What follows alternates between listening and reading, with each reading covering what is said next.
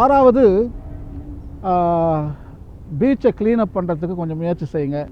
முக்கியமாக நம்ம ஊரில் ஸ்கூல்ஸு பீச்சு பக்கம் பிள்ளைங்களை கூட்டின்னு போயிட்டு அங்கே பிளாஸ்டிக் கப்ஸு ஏதாவது குப்பை இருந்ததுன்னா நம்ம பிள்ளைங்க அதெல்லாம் பொறுக்கி எடுத்து அது நமது கடமை என்கின்ற பாடத்தை அவங்களுக்கு சொல்லிக் கொடுக்கணும். மாதத்துக்கு ஒரு டைம் இந்த சோஷியல் ஒர்க் நம்ம செஞ்சால் ரொம்ப நல்லது. நம்மளே வாக் போகும்போது கூட பீச்சு பக்கம் அங்கே ஏதாவது குப்பை இருந்ததுன்னா எடுத்துடுங்க. எடுத்துன்னு போய்ட்டு நம்ம வீட்டுக்கு எடுத்து வந்துடலாம். நான் குப்பை தொட்டியில் எடுத்துன்னு போய்ட்டு ப்ராப்பர் இடத்துல நம்ம போடும்போது அது உண்மையாகவே நம்ம கடல் மேலே நம்ம கொண்ட அன்புக்கு ஒரு எடுத்துக்காட்டாக இருக்கும். ஸோ கடைசியாவது, ஏழாவது முக்கியமான விஷயம், கடலை பற்றியும் கடலில் வாழுகின்ற உயிர்களை பற்றியும் விஞ்ஞான அறிவு எல்லாருக்கும் தெரிஞ்சாகணும். அது அஞ்ஞானத்தால் தான் நம்ம கடலை அழிச்சிக்கிட்டு இருக்கோம். அஞ்ஞானம்தான், ignorance is the cause of all evil. எது நமக்கு தெரியலையோ அதை பாதுகாக்க மாட்டோம், அழிச்சிடுவோம் அதை. ஸோ எது தெரியுதோ அதை அன்பு செய்வோம், பாதுகாப்போம்.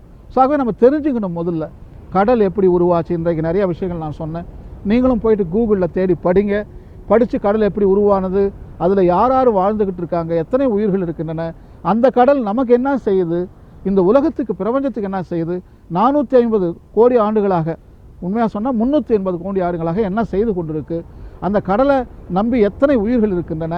இப்பேற்பட்ட அறிவுபூர்வமான தகவல்கள், விஞ்ஞான உண்மைகள் நீங்கள் கண்டுபிடிச்சிங்கன்னா கட்டாயம் அதை பாதுகாப்பீங்க, அழிக்க மாட்டீங்க. அதில் வந்து எப்பவுமே பொல்யூஷன் பண்ண மாட்டீங்க, குப்பை போட மாட்டீங்க, விஷம் கலக்க மாட்டீங்க, மாறாக பாதுகாப்பீங்க. ஸோ இயேசுநாதர் இவற்றை அறிந்திருந்தார். அதனால்தான் அந்த கடல் மேல் அவ்வளவு பாசத்தை அவர் காட்டினார். அவருடைய இரக்கம் கற்களுக்கும் கிடைத்தது, மண்ணுக்கும் கிடைத்தது, கடலுக்கும் கிடைத்தது. கடலில் வாழுகின்ற உயிர்களுக்கும் அவர் இரக்கத்தை காட்டினார். இரக்கம் காட்டுவோர் பேறு பெற்றோர், ஏனெனில் அவர்கள் இரக்கம் பெறுவர். நாமும் கடவுளுக்கு, முக்கியமாக கடவுளுக்கும் கடலுக்கும் இரக்கத்தை காட்டுவோம். நாம் காட்டும் இரக்கம் கடலுக்கு, அது கடவுளுக்கே சேரும் என்ற நம்பிக்கை நாம் கொள்ளலாம். ஆகவே உங்கள் அனைவரையும் அன்பிற்குரியவர்களே, இந்த அழகான இந்த பூமியில் இருக்கக்கூடிய இந்த செல்வம், இந்த கடல் செல்வத்தை நாம் பாதுகாத்து இந்த செல்வத்தை நமது வருங்கால தலைமுறையினருக்கு பத்திரமாக அளித்து ஆசீர்வதிக்க வேண்டும் என்று உங்கள் அனைவரையும் அன்போடு கேட்டுக்கொள்கிறேன். நன்றி, வணக்கம். விண்ணோடும் ஹே மண்ணோடும் ஹே விஞ்ஞானம் விளையாடுதே